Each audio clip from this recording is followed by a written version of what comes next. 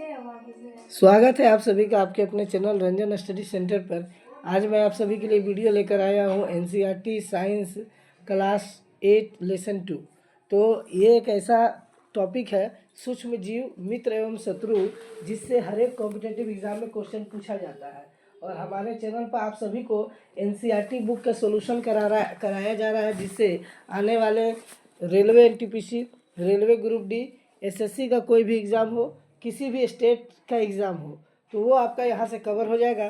तो आइए line to line देखिएगा। चैनल से नहीं जुड़ेंगे सब्सक्राइब शेयर कीजिएगा। तो सबसे जो मुख्य बात है, आप लोग यहाँ से देखना स्टार्ट करेंगे। विषाणु, वायरस भी सूक्ष्म जीव होते हैं, ठीक है। तो वायरस होते हैं सूक्ष्म जीव। तो यहाँ से कई सारे रोग हैं, जैसे देखिए जुकाम, इन्फ्लुएंजा, फ्लू एवं अधिकतर खांसी विषाणु द्वारा होते हैं। विषाणु को ही वायरस कहते हैं, याद रखिएगा। जुकाम, इन्फ्लुएंजा, खांसी विषाणु से होता है, ठीक। और पोलियो, देखिएगा पोलियो है, यहाँ पे देख सकते हैं पोलियो और खसरा। पोलियो और खसरा भी विषाणु वायरस से होता है, ठीक है। अब उसके बाद हम लोग बात करेंगे अतिसार एवं मलेरिया प्रोटोजोआ द्वारा होता है। टाइफाइड एवं क्षय रोग जीवाणु द्वारा होने वाला रोग है। तो यहाँ से कई सारे क्वेश्चन बने, ठीक है। अभी आप लोग फिर से देखेंगे आगे नेक्स्ट में कि मैं लाइन टू लाइन जो है आपको पेज बाय पेज कवर करा रहा हूँ। जैसे देखिए सूक्ष्म जीव जो होते हैं ना, वो हमारे मित्र भी होते हैं। सूक्ष्म जीव जो होते हैं मित्र होते हैं। और जैसे कि दही, ब्रेड बनाने, केक बनाने में सूक्ष्म जीवों का प्रयोग होता है। जैसे कि यहाँ पर सबसे पहले देखिए सूक्ष्म जीव एक कोशिकीय हो सकते हैं, जैसे जीवाणु, कुछ शैवाल एवं प्रोटोजोआ, अथवा बहुकोशिक जैसे कई शैवाल एवं कवक, या बर्फीली शीत से उष्ण गर्म स्रोतों तक हर प्रकार की परिस्थिति में जीवित रह सकते हैं, ठीक है। अब देखिएगा दही में, देखिएगा यहाँ पे दही में अनेक सूक्ष्मजीव पाए जाते हैं, जिनमें लैक्टोबैसिलस नामक जीवाणु प्रमुख है, जो दूध को दही में परिवर्तित कर देता है। ये क्वेश्चन बार बार पूछा जाता है। वह दूध में जनन कर उसे दही में परिवर्तित कर देते हैं। जीवाणु पनीर, चीज, अचार एवं अनेक खाद्य पदार्थों के उत्पादक में सहायक है। रवा, सूजी, इडली एवं भटूरे का एक महत्वपूर्ण संघटक दही है। क्या आप अनुमान लगा सकते हैं कि ऐसा क्यों है? जीवाणु एवं ईस्ट चावल के आटे के किण्वन में सहायक होते हैं, जिससे इडली एवं डोसा बनता है। तो ये सारे क्वेश्चन एग्जाम में पूछे गए हैं, खासकर रेलवे का एग्ज़ाम हो, एसएससी का एग्ज़ाम हो, इनसे जो है साइंस के क्वेश्चन यहाँ से पूछे जाते हैं, ठीक है। देखिएगा यह गंध एल्कोहल की है, जो चीनी के एल्कोहल में परिवर्तित होने के कारण बनी है। चीनी के एल्कोहल में परिवर्तित की यह प्रक्रिया किण्वन अर्थात फर्मेंटेशन कहलाता है। याद रखिएगा, लुई पास्चर ने किण्वन की खोज 1857 में की थी, ठीक है। ये भी क्वेश्चन है और पूछा भी जाता है एग्जाम में।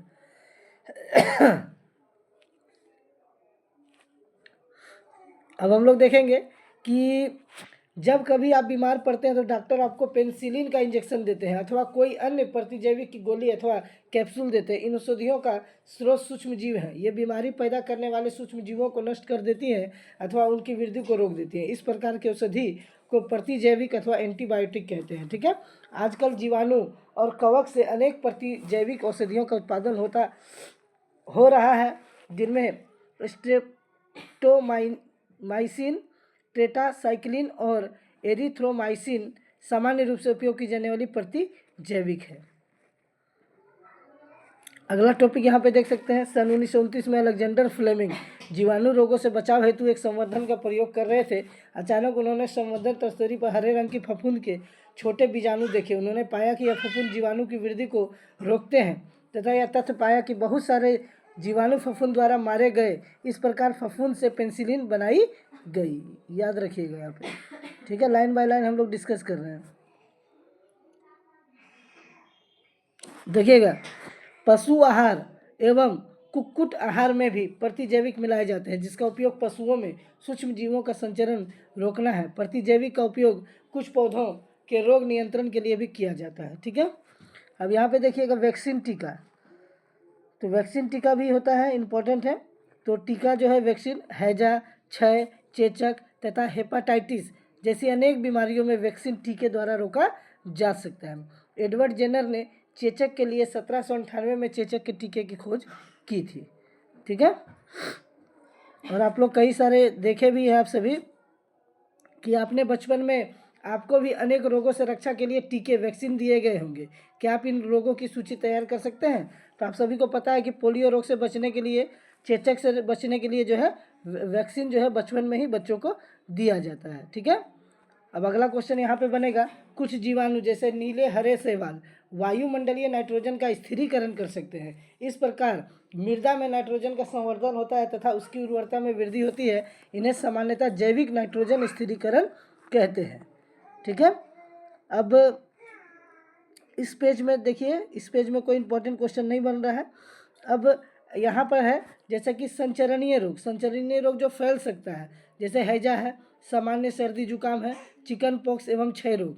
ठीक है, तो ये लोगों से मिलने से फैलता है। जब जुकाम से पीड़ित कोई व्यक्ति छींकता है तो सूक्ष्म बूंदों के साथ हजारों रोगकारक वायरस विषाणु भी वायु में आ जाते हैं। यह वायरस श्वास के साथ ली जाने वाली वायु के साथ शरीर में प्रवेश कर जाते हैं। तो आप सभी को पता है ये सब संचरणीय रोग हैं। ठीक है, और कुछ कीट एवं जंतु ऐसे भी हैं जो रोग कारक सूक्ष्म जीवों के रोगवाहक का कार्य करते हैं। जैसे देखिएगा यहाँ पे घरेलू मक्खी इसका उदाहरण है। मक्खी कूड़े एवं जंतु अपशिष्ट पर बैठती है, रोगाणु उसके शरीर में चिपक जाते हैं। जब मक्खी बिना ढके भोजन पर बैठती है तो रोगाणु का स्थानांतरण संभव है। जो भी व्यक्ति ऐसे संदूषित भोजन करेगा उसके बीमार पड़ने की संभावना है। अतः यह सलाह दी जाती है कि भोजन को सदा ही ढककर रखा जाए, बिना ढके भोजन को खाने से बचना चाहिए। मादा एनाफिलीज मच्छर इसका अन्य उदाहरण है। मच्छर प्लेज्मोडियम मलेरिया परजीवी का वाहक है। ये क्वेश्चन पूछा जाता है कि मच्छर प्लेज्मोडियम जो होता है मलेरिया परजीवी का वाहक है। मादा एडिस मच्छर डेंगू का वायरस का वाहक है। मादा एडिस मच्छर जो है वो डेंगू के वायरस का वाहक है। हम मलेरिया अथवा डेंगू का नियंत्रण किस प्रकार कर सकते हैं? तो जो है मच्छरों को पनपने नहीं देना है। मच्छरों को यानी कि साफ पानी जो है जहाँ पे अधिक जगह ज़्यादा दिन तक जमा रहता है उसे साफ करना है।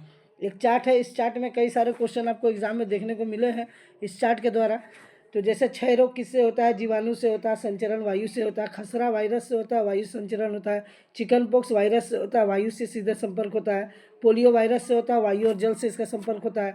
हैजा जीवाणु से होता है, जल एवं भोजन से इसका संपर्क यानी फैल जाता है संचरण। टाइफाइड जीवाणु से होता है, जल से इसका संचरण होता है। उसी तरह हेपेटाइटिस ए जो है हेपेटाइटिस ए वायरस से होता है, जल से इसका फैलता है। ये मलेरिया प्रोटोजोआ से होता है, मच्छर से फैलता है। ठीक है, अब अगला देखिएगा यहाँ पे आया है, रॉबर्ट कोच ने सन 1876 में बेसिलस एंथ्रेसिस नामक जीवाणु की खोज की जो एंथ्रेक्स रोग का कारक है। ठीक है और एंथ्रेक्स जो होता है, उदाहरण के लिए एंथ्रेक्स मनुष्य एवं पशुओं मवेशियों में होने वाला भयानक रोग है जो जीवाणुओं द्वारा होता है। गाय में खुर एवं मुंह का रोग वायरस द्वारा होता है, इसे एंथ्रेक्स कहते हैं, याद रखिएगा आप सभी। ठीक है, अब पौधों में भी कुछ रोग होते हैं। अनेक सूक्ष्मजीव गेहूँ चावल आलू गन्ना संतरा सेब इत्यादि पौधों में रोग के कारक होते हैं। ठीक है, जैसे देखिएगा एग्जाम में क्वेश्चन पूछा गया डायरेक्टली कुछ पादप में, जैसे नींबू कैंकर होता है तो वो जीवाणु के द्वारा होता है और वायु से फैलता है। गेहूं की रस्ट रोग जो है कवक द्वारा होती है और वायु एवं बीज से फैलती है। भिंडी की पीत रोग होती है, वायरस के द्वारा होती है, कीट से फैलती है। ये फसल में होने वाले कुछ रोग हैं। ठीक है, तो ये एग्जाम में इसे पूछा जाता है। फूड पॉइजनिंग विषैला भोजन जो हम लोग करते हैं तो वो फूड पॉइजनिंग, अधिक भोजन कर लेना, विषैला भोजन जिसे कहते हैं फूड पॉइजनिंग।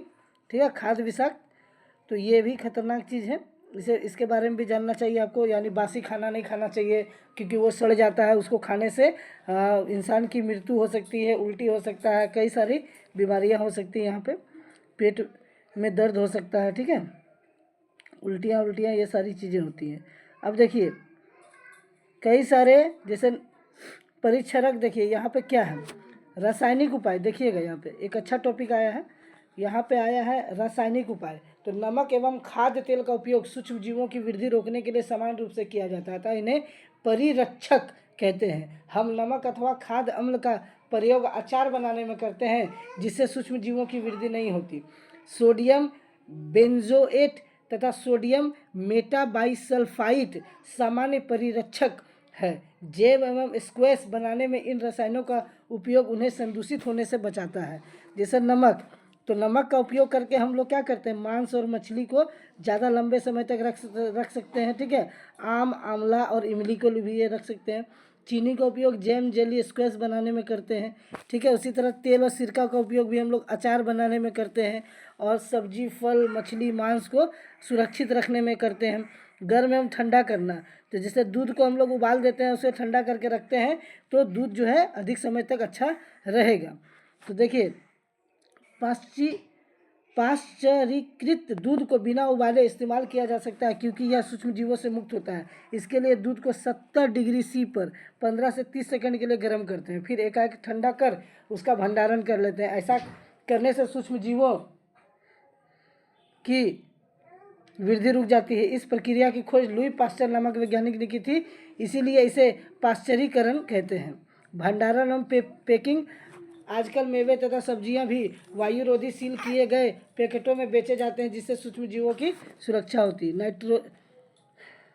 नाइट्रोजन स्थिरीकरण, देखिए, तो राइजोबियम जीवाणु के बारे में आपने पढ़ा है कि लेग्यूम पौधों, दलहन पौधों में नाइट्रोजन स्थिरीकरण में सहायक होते हैं, और राइजोबियम लेग्यूम पौधों की ग्रंथियों में रहते हैं, जैसे सेम और मटर, जो एक सहजीविता है।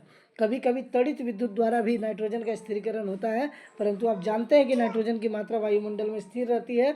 आपको आश्चर्य होगा कि यह कैसे संभव है, आइए इसके विषय में भी अगले भाग में समझते हैं। तो पौधों के जड़ों में वायुमंडल में नाइट्रोजन कितना % है, तो 78% है। ठीक है, नाइट्रोजन सभी सजीवों का आवश्यक संगठन है, जो प्रोटीन, पर्णहरित, क्लोरोफिल, न्यूक्लिक एसिड एवं विटामिन में उपस्थित होता है। तो आप सभी को पता होना चाहिए। तो नाइट्रोजन वायुमंडल में 78% है, और ये नाइट्रोजन चक्र दिया हुआ है। नाइट्रोजन चक्र क्या होता है, आप सभी देख सकते हैं। पौधे की जड़ों, जैसे तड़ित द्वारा नाइट्रोजन स्थिरीकरण होता है, फिर जो है पौधे के जड़ों, खासकर दलहन, दाल वाले पौधों के जड़ों में ऐसा होता है। ठीक है, तो यहाँ पे देखिएगा, यहाँ पे टॉपिक कई सारे जो है, ये लेसन का रिव्यू है, ये लेसन का शॉर्ट जो है दिया हुआ है। तो आप सभी को आज मैंने लेसन 2 जो है साइंस का वो कंप्लीट करा दिया। इसी तरह हमारे चैनल पर आपको प्लेलिस्ट मिलेगा एनसीईआरटी बुक का, क्लास 8, 9, 10, 11, 12 सभी लेसन का, खासकर विज्ञान और सोशल साइंस के जितने भी सब्जेक्ट हैं, ज्योग्राफी, हिस्ट्री, पॉलिटिकल, सभी का आपको सॉल्व मिलेगा, जो कि आने वाले सभी प्रकार के कॉम्पिटेटिव एग्जाम में आपको मदद करेंगे। इसी तरह की इंपॉर्टेंट वीडियो पाने के लिए आप लोग चैनल से जुड़ जाएं, सब्सक्राइब करें, शेयर करें। धन्यवाद।